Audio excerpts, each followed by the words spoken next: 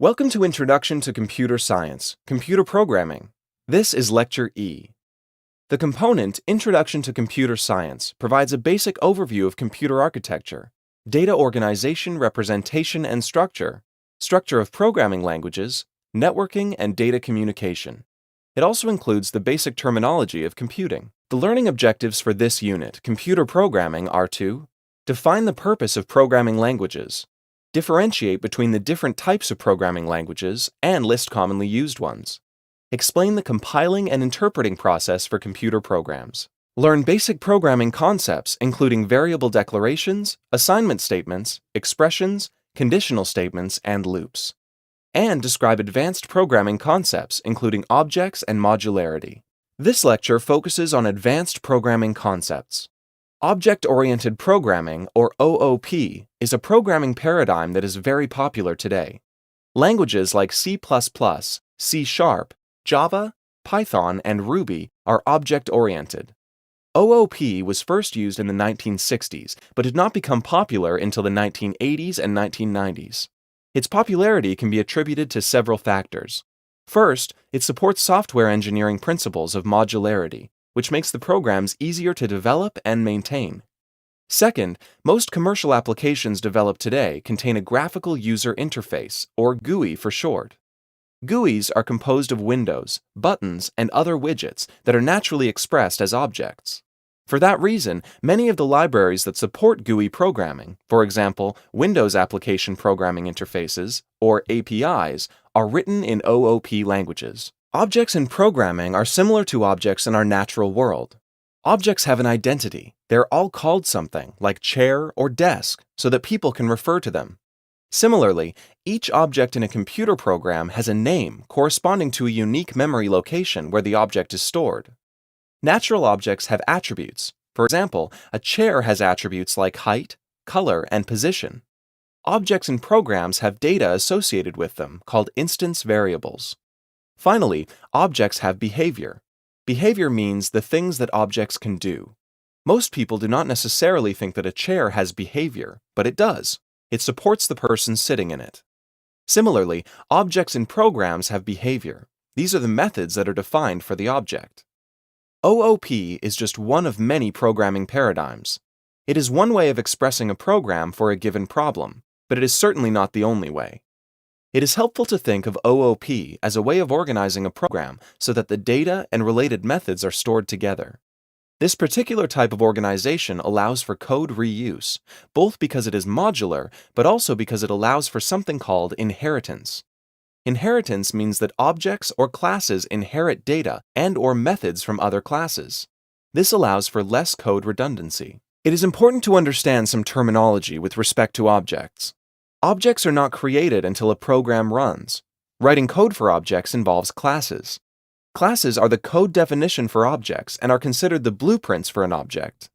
When a class is used, meaning an object of a class is created, the class instantiates that object. It is similar to declaring a variable, except that the data type is the class type instead of a primitive type for a variable. Here are two different ways to write a code segment that calculates the area of a circle. The left presents a procedure that has been defined to do this. It has an input parameter for the radius and returns the calculated value of the area, pi times radius squared. On the right side of the slide is a class that has been defined for a circle. It has an instance variable that stores the radius and has two methods, one to set the value of the radius and one to calculate the area of the circle. Note that the calculate area method does not need any input parameters since it stores the value of the radius in the instance variable. From this example, it is not clear that either approach is better than the other, but suppose it is necessary to add a method that will calculate the circumference of the circle. To implement the procedural programming approach, we would add another procedure for the circumference calculation. Once again, it would be necessary to have an input parameter for the radius or diameter.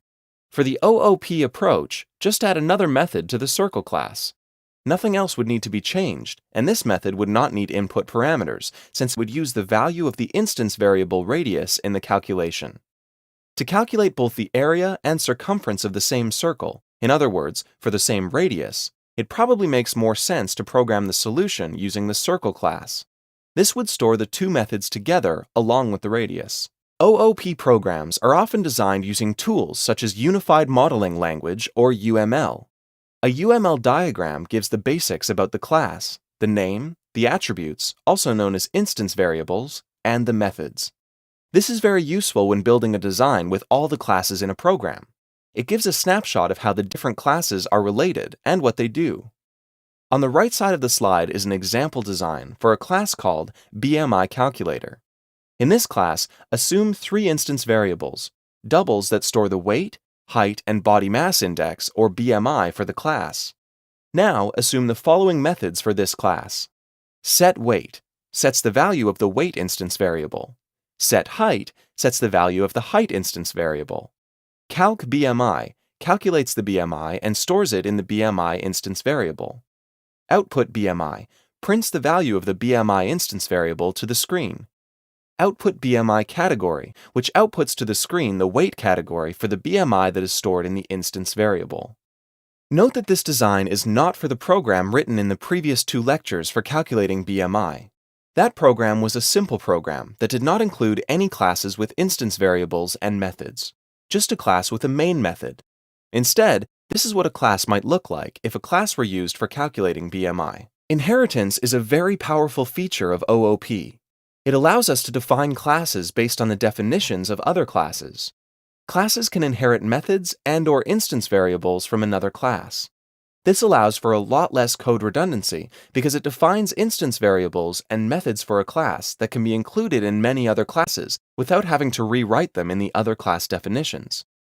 Another powerful feature of inheritance is polymorphism. This is a concept that is difficult to understand in the abstract. The basic idea is that the same method call will trigger different methods to run based on the class type of the object.